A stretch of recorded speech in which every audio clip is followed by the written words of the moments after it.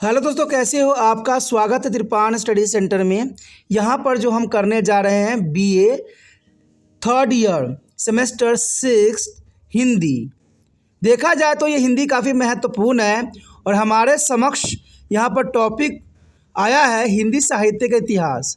इसके अंतर्गत हम उपन्यास, कहानी, नाटक, आत्मकथा, जीवनी और रेखा चित्र के विषय में हम विस्तार पूर्वक चर्चा करेंगे और जानेंगे हर एक पहलू। ये आपके एग्ज़ाम में 24 मार्क्स का आएगा, यानी 12 मार्क्स के 2 क्वेश्चन आपको अटैम्प्ट करने पड़ेंगे, जो आपके लिए काफ़ी महत्वपूर्ण ये बन जाता है। इसलिए इस उपन्यास हो, कहानी हो, नाटक हो, आत्मकथा हो, जीवनी हो, रेखा चित्र हो, इसको जो है आपको अच्छे समझना है और आगे बढ़ना है। और देखा जाए हमारा यहाँ पर टॉपिक आया है, वो क्या है? यहाँ पर जो हम करने जा रहे हैं काफ़ी महत्वपूर्ण है टॉपिक नाटक। देखा जाए तो नाटक का अपना विशेष स्थान है और ये हिंदी साहित्य के इतिहास के अंतर्गत आया है। हम यहाँ पर जो है हिंदी नाटक के उद्भव और विकास पर जो है प्रकाश डालेंगे और हर एक पहलू पर विचार करेंगे जो महत्वपूर्ण रहेगा। देखा जाए तो नाटक का भी अपना एक स्थान रहता है हिंदी साहित्य में, और हिंदी साहित्य में नाटक लिखने का परंपरा प्राचीन काल से चली आ रही है। ये हम नहीं कह सकते कि नाटक जो है आज की देन है, ये प्राचीन काल से ही नाटक की परंपरा चली आ रही है। संस्कृति साहित्य में बहुत समय पूर्व कालिदास, भास और जो है भवभूति इत्यादि ने अनेक कलापूर्ण नाटकों की रचना की। देखा जाए तो कालिदास, भास और भवभूति ऐसे बहुत से जो है साहित्यकार हैं जिन्होंने नाटक को जो है अपने शैलियों में लिखी थी। अंततः हम कह सकते हैं कि हिंदी को नाटक परंपरा विरासत के रूप में मिली है, यानी ये विरासत के रूप में देखी जा सकती है। किंतु नाटक लेखन हिंदी साहित्य के प्रथम 3 युगों में उचित विकास न हो सका। यानी देखा जाए तो कहते हैं जब कहानी आ जाए, उपन्यास आ जाए, तो नाटक का कुछ न कुछ फीकापन होना स्वाभाविक बन जाती है। और ऐसा ही हुआ कि 3 युगों में जो है उचित विकास हमें नाटक का देखने को नहीं मिला। यद्यपि इस विधा का विकास भी साहित्य के आधुनिक काल से ही माना जा सकता है। तो आधुनिक काल ही इसका जो है सूत्रपात थी। आधुनिक काल से पूर्व नाटक का विकास न होने के कारण थे, कई कारण थे। तो हिंदी साहित्य का आरंभिक काल राजनीतिक एवं सामाजिक दृष्टि इतना अभिव्यक्त नहीं था कि किसी का नाटक रचना की ओर ध्यान गया हो। कहते भक्ति काल का एक ऐसा युग था जिसमें निराशा ही निराशा थी। भक्ति कवियों ने साधारण समाज के मन में भगवान की भक्ति के गुणगान की इतना महानता स्थापित कर दी कि वह अपनी सामाजिक अवस्था को भूल गए, और इसी कारण इस काल में भी नाटक का विकास न हो सका, क्योंकि भक्ति जो थी वो चरम उप थी। कहते हैं रीति काल में भारत पर मुसलमानों के शासन पूर्णतः स्थापित हो चुका था और इस वातावरण में नाटक का लिखा जाना संभव था। किंतु इस्लाम धर्म में नाटक को धर्म विरुद्ध माना जाने के कारण इस युग में नाटक रचना की ओर किसी का भी ध्यान नहीं गया। क्योंकि देखा जाए तो समय काल का जो है प्रभाव हमारे साहित्य पे सबसे अधिक देखने को मिलता है। देखा जाए तो आधुनिक काल में गद्य में विकास के साथ साथ नाटक की रचना की ओर जो है साहित्यकारों का ध्यान गया। यानी ये समय काल महत्वपूर्ण इसलिए भी था कि गद्य की रचना अधिक होने लगी। क्योंकि आपको पता ही होगा कि ये वातावरण जो थी इस्लामी धर्म का था, मुस्लिम का प्रसार बढ़ता ही जा रहा था, और मुस्लिम धर्म में ये बात थी कि नाटक को धर्म के विरुद्ध मानते थे। इसलिए इस समय जो है बहुत सी नाटक की रचना नहीं हो सकी। लेकिन ये नाटक जो थी गद्य में विकास हो गई, और इन लोगों ने सोचा कि इन्हें नाटकों के द्वारा वो अपने समाज की वर्तमान समस्याओं को जनता के सामने रख सकते हैं। नाटक क्योंकि दृश्य काव्य होती है, अंततः जनता को प्रभावित करने में इस विधा का प्रयोग आवश्यक हो गया। कुछ विद्वानों ने भरतन जी के पिता बाबू गोपाल दास के नाटक नहुष को हिंदी का प्रथम नाटक मानती हैं, किंतु वास्तव में आधुनिक हिंदी नाटकों का विकास वतेंद्र हरिश्चंद्र के अपने ही नाटकों से हुआ। हरिश्चंद्र जो काफ़ी महत्वपूर्ण कवि थे, देखा जाए तो भतन जी से पहले कुछ नाटक लिखे अवश्य गए, किंतु नाटकीय कला की दृष्टि से इनका कोई विशेष महत्व उस समय नहीं था। और इन नाटकों में प्रमुख है सन 1643 में गुरु गोविंद सिंह जी द्वारा रचित चंडी चरित्र। ये काफ़ी महत्वपूर्ण नाटक था जिसको 1643 में गुरु गोविंद सिंह जी ने लिखा था। चंडी चरित्र सन 1700 में महाराजा शिवनाथ द्वारा रचित आनंद रघुनंद ईश्वर प्रसाद द्वारा चरित्र उषा अनुरुद्र और मुकुल हनुमान खटक द्वारा चरित्र थे जो काफ़ी महत्वपूर्ण थे। इवन देखें तो आगा हर्ष कश्मीरी का अमानंद भी काफ़ी महत्वपूर्ण थे। अब इस पे विचार उठता है कि हिंदी नाटक के विकास को हम समझने के लिए इसको कितने भागों में बांटें। तो देखा जाए तो हिंदी के विकास में समझने के लिए हम इसको 4 भागों में बांटेंगे, लेकिन देखा जाए तो इसमें 5वां भाग भी आएगा। चलिए देखते हैं वो 5 भाग कौन कौन से हैं।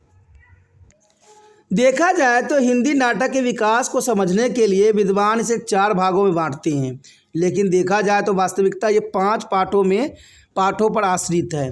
कहते हैं हम इसको जो है भारत युगीन नाटक लेंगे सबसे पहले, उसके बाद पूर्व प्रसाद युगीन नाटक, उसके बाद लेंगे प्रसाद युगीन नाटक, उसके बाद प्रसाद यंत्र नाटक और नवीन युगीन या साठोंतरी नाटक।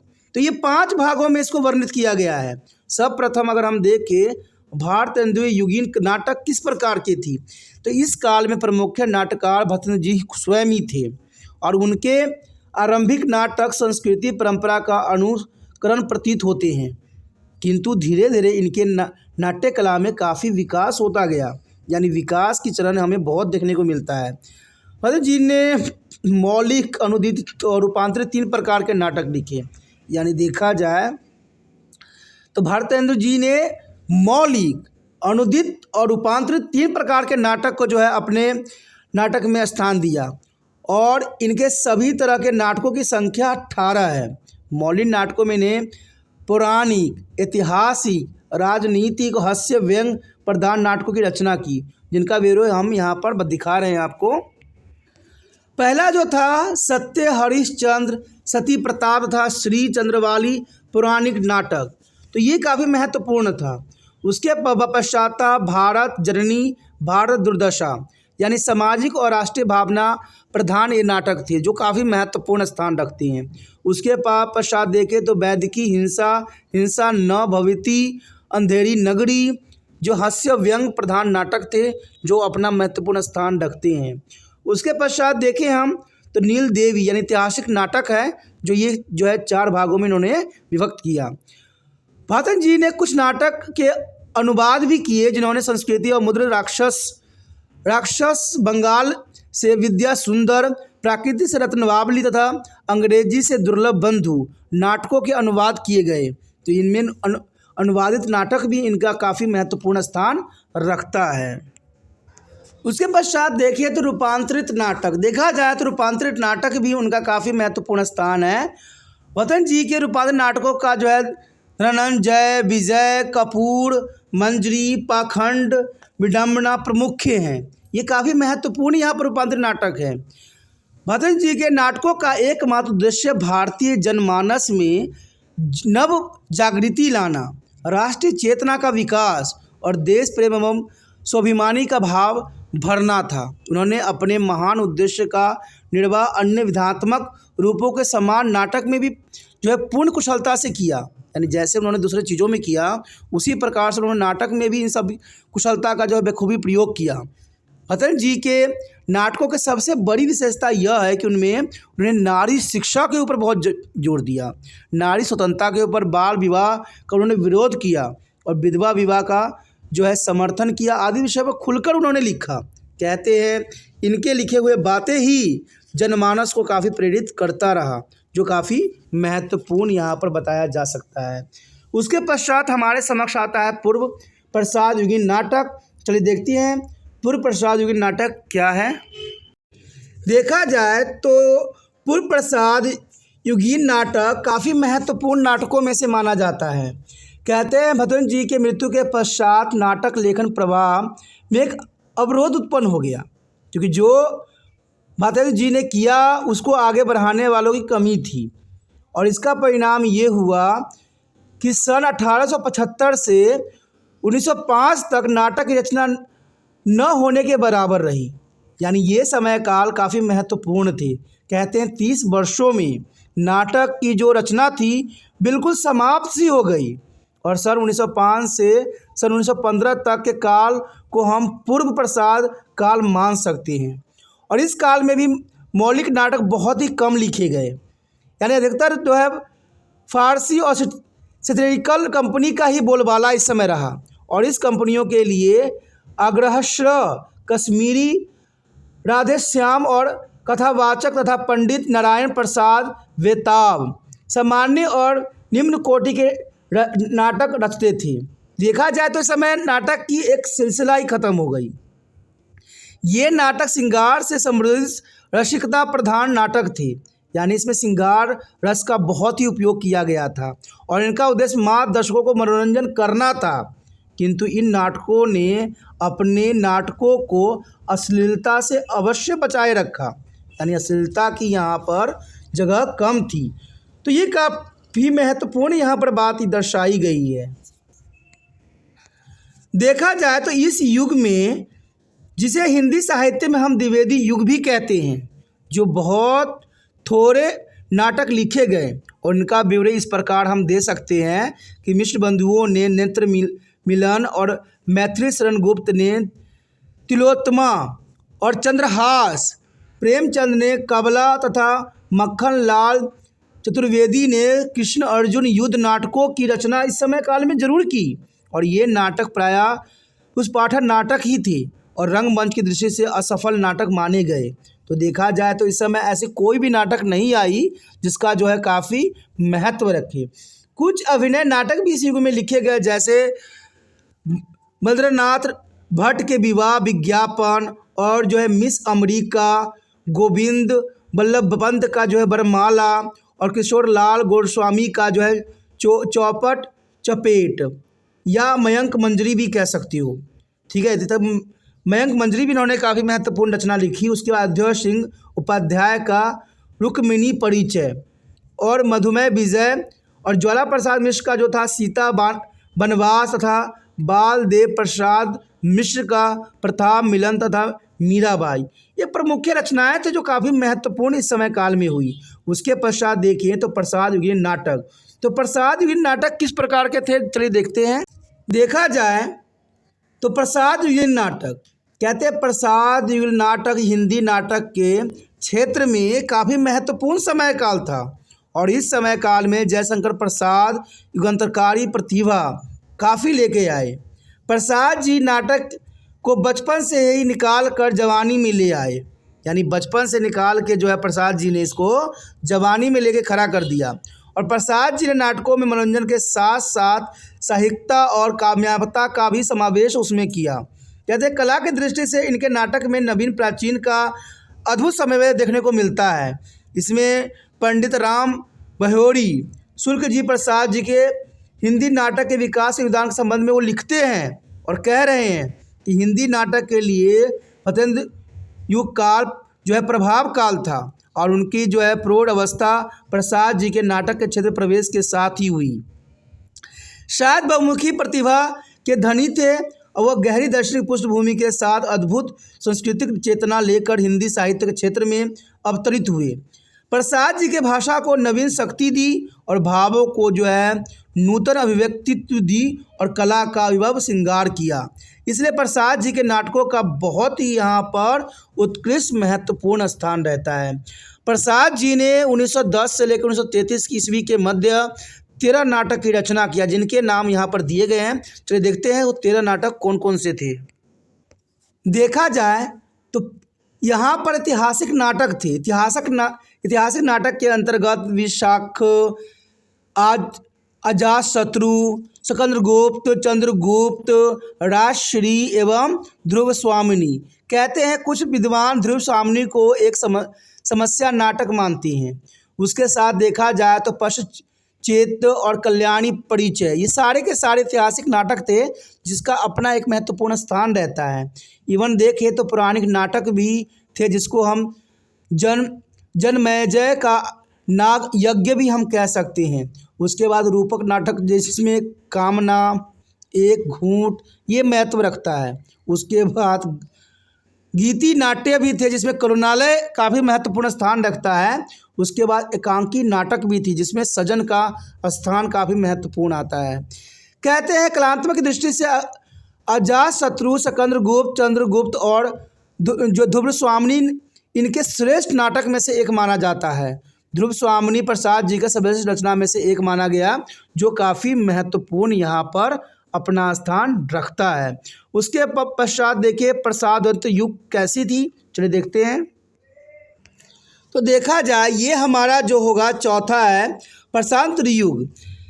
प्रसाद युग में नाटक का रूप काफ़ी निखर आया था, किंतु जिसे सही नाटक कहा जा सकता है और उसका रूप देखने को जो है प्रसादवंत युग में ही मिला हमें। और इसका एक कारण तो यह था कि देश अत्यधिक पाश्चात्य सभ्यता संस्कृति ग्रहण करने लगा था, यानी हमारे देश में पश्चिमी सभ्यता का प्रभाव इस समय अधिक देखने को मिला, जिसके कारण नाटक जो है थोड़ा सा धुंधला सा हो गया। कहते हैं धोती कमीज की जगह पैंट कोट ने ले ली थी जगह। साथ ही पढ़ा लिखा वर्ग अंग्रेजी साहित्य भी अधिक परिचित हो रहा था। पश्चिमी ढंग से रंगमंच की ओर लोगों का ध्यान जाना शुरू हुआ और जीवन के मूल्य भी बदलते जा रहे थे। परिणाम स्वरूप हिंदी नाटककार प्रत्यक्ष जीवन को अधिक निकट से देख समझकर रंगमंच के अनुकूल समस्या नाटकों के सृजन करने लग गए। तो देखा जाए तो इस समय पश्चिम सभ्यता का जो है नाटक पर बहुत ही गहरा प्रभाव पड़ा और ये काफ़ी महत्वपूर्ण था। इस युग के प्रमुख नाटकों में लक्ष्मी नारायण मिश्र, सेठ गोविंद दास, उपेंद्र नाथ अश्क और राम कुमार वर्मा और वृंदावन लाल वर्मा के नाम आदर से लिए जाते हैं, क्योंकि इस समय काल में उन्होंने बहुत ही महत्वपूर्ण अपना स्थान रखते हैं। उसके पश्चात देखें तो लक्ष्मी नारायण मिश्र की नाटकालय इवसन, जोला एवं ब्रांड शाह जैसे पश्चिमी नाटककारों से अधिक प्रभावित हुए। उन्होंने सन्यासी, मुक्ति का रहस्य, राक्षस का मंदिर, आधी रात, गरुड़ ध्वज और नारद की वीणा, वत्सराज और विस्तर की लहरें आदि नाटकों की रचना प्रसादवंत युग में ही की। कहते सेठ गोविंद दास ने भी कुछ समस्यात्मक और समाजी नाटक भी इस समय काल में लिखे। इसमें प्रमुख हैं बड़ा पापी कौन, प्रेम या पाप, हिंसा अहिंसा, गरीब या अमीरी, विश्व प्रेम, प्रकाश, नवरस आदि। इन्हें ऐतिहासिक नाटक भी लिखे जिनमें विकास, गुप्त, हर्ष, कुलीनता, शेरशाह, विश्वासघात प्रसिद्ध हैं। कहते हैं इस सब में कर्तव्यत्व, कर्ण, सनेश्वर इसके पौराणिक नाटक थे जो काफ़ी महत्वपूर्ण यहाँ पर स्थान रखते हैं। ये सारे नाटक एक अपना विशेष स्थान रखते हैं। उसके पश्चात हम देखें तो स्वातंत्र नवीन युग के जो थे वो किस प्रकार के थे, चलिए देखते हैं। हमारा अंतिम टॉपिक जो है नवीन युग में किस तरह के नाटक लिखे गए। देखा जाए तो उसके पश्चात हमारे समक्ष आता है पाँचवा, लेकिन यहाँ मिस प्रिंट है, यहाँ चौथा लिखा हुआ है, तो इस बात पे को आप इग्नोर कीजिए। ये हमारा पाँचवा पॉइंट है जिसको स्वातंत्र नवीन युग के नाम से जाना जाता है। कहते इस समय काल में प्रसादवंत युग काल का कुछ विद्वान सन 1960 तक मानते हैं और नवीन युग का आरंभ भी इसी वर्ष से मानते हैं। इसी कारण डॉक्टर तिलक राज शर्मा जैसे विद्वान इस युग के शतोत्तर नवीन युग की संज्ञा भी देते हैं। हम इसे जो है प्रयोगवादी नाटक युग भी कह सकते हैं, क्योंकि इस समय का भी प्रयोग हुआ था तो हम इसको नकार नहीं सकते हैं। इसे हम प्रयोगात्मक नाटक भी कह सकते हैं। इस प्रयोगवादी प्रक्रिया का आरंभ देखा जाए तो जगदीश चंद्र माथुर के नाटक कनाक्य से माना जाता है और इस नाटक ने हिंदी नाट्य शिल्प को नई गति दिशा प्रदान कर दी थी। माथुर जी का पहला राजा नामक नाटक में पूर्वी और पश्चिमी नाट्य कला के समन्वय प्रस्तुत भी किया गया। देखा जाए तो ये महत्वपूर्ण बात थी। माथुर जी के बाद मोहन राकेश के हिंदी नाटक के क्षेत्र में प्रवेश से सबको चौंका दिया और उसने आषाढ़ का एक दिन देश विदेश में कई बार रंगमंच का प्रस्तुत किया गया। और इसके बाद देखा जाए तो राकेश जी के लहरों के राजहंस और आधे अधूरे और पैरस तले के जमीन नाटक भी काफ़ी पुरातन नाटक में से माना जा सकता है। देखा जाए तो इन कुछ नाटक जो थे मनोवैज्ञानिक थे, यानी इस समय काल में जो नाटक लिखे गए हैं वो मनोवैज्ञानिक थे, जो कुछ प्रतीकात्मक भी थे, तो किंतु सब नाटकों में इनका उद्देश्य आधुनिक युग की विसंगतता को और संकेत करना था। देखा जाए तो आज राजनीति में बहुत उतार चढ़ाव होते हैं, तो उसको जो है काफ़ी आधुनिकता की तरफ इसको इशारा किया गया। दूसरी नाटक है सुरेंद्र वर्मा जी का। उन्होंने अपने नाटक में महानगरी जीवन का वास्तविक सीधा साक्षात्कार प्रस्तुत किया। उनके 2 नाटक सूर्य की अंतिम किरण से सूर्य की पहली किरण तक तथा 8वां संघ विशेष उल्लेखनीय माना गया है। और तीसरे नाटक की बात करें, तीसरे नाटककार के तो मणि मधुर हैं। तीसरे जो हैं मणि मधुरकर है, जिन्होंने उल्लेख्य नाटक रस जो है गंधवंध और बुलबुल सराय और छत्रभंग काफ़ी महत्वपूर्ण यहाँ बताया जा सकता है इनके बारे में। देखा जाए तो उसके पश्चात नवीन नाटक शैली की कुछ नाटककार ने उनके नाटकों का परिचय हम यहाँ पर दे सकते हैं, जिसमें बृजमोहन शाह का त्रिशंकु, प्रभात कुमार भट्टाचार्य के काट महल और अभिशप्त यश काफ़ी महत्वपूर्ण थे।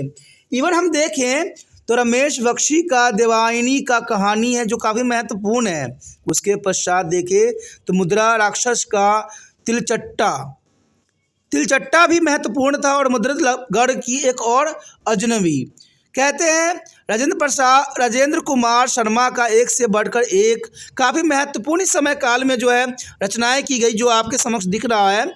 पंजाब में भी इस क्षेत्र में पीछे नहीं रहा और डॉक्टर वीरेंद्र महेंद्री दत्त, डॉक्टर शेखर और डॉक्टर विनोदी शाही और डॉक्टर त्रिलोचन तुलसी पुरातन नाटक लिखकर हिंदी नाटक के विकास में अपना जो है महत्वपूर्ण योगदान दिए। और ये काफ़ी महत्वपूर्ण यहाँ पर टॉपिक था, जो काफ़ी आपके लिए ज़रूरी था। आने वाला टॉपिक में जो आपके समक्ष रहेगा वो काफ़ी महत्वपूर्ण रहेगा, आत्मकथा। तो आप बने रहे तिरपान सेंटर के साथ। हम आत्मकथा में उसके उद्भव विकास के विषय में विस्तार पूर्वक जानेंगे, जो एग्ज़ाम पॉइंट ऑफ व्यू से काफ़ी महत्वपूर्ण रहेगा। तो इसके लिए अगर आप चाहते हो कि और भी वीडियो आपको इस पर प्राप्त होता रहे, तो जितना हो सके शेयर जरूर करें, क्योंकि शेयर ही दूसरे बच्चों का केयर है। और यही बात हमेशा तिरपान सेंटर कहता है कि शेयर इज़ केयर, और इसमें आप भागीदारी बन सकते हो। तो ज़रूर शेयर कीजिए। और शेयर करने के लिए कुछ नहीं करना होता है, यूट्यूब से लिंक को कॉपी करना होता है और व्हाट्सएप एड्रेस पर लगाना होता है, जो कि बहुत साधारण है। इतना तो आप ज़रूर ही कर सकते हो और मुझे विश्वास है कि आप करते हो। इसी पे विश्वास हमेशा मेरा बना रहता है। पहली बार आप मेरे चैनल पे आए हो, पहली बार वीडियो देख रहे हो, समझ में आ रहा है, अच्छा लग रहा है, चाहते हो कि और भी वीडियो आपको इसी प्रकार प्राप्त होता रहे, क्योंकि ये सब बातें आपके लिए होती है तो ये महत्वपूर्ण है। और इसके लिए आपको चैनल को सब्सक्राइब करना ही पड़ेगा। अगर सब्सक्राइब नहीं कीजिएगा तो कई वीडियो के नोटिफिकेशन आपको प्राप्त नहीं हो पाएंगे। और सारे वीडियो जो है आपके कक्षा के अंतर्गत जो है प्लेलिस्ट पे उपलब्ध है, तो ये भी आपके लिए महत्वपूर्ण बन जाता है। इसलिए सोचिए नहीं, विचार न कीजिए, तिरपान स्टडी सेंटर को सब्सक्राइब करके अपने मोबाइल में सेव कीजिए।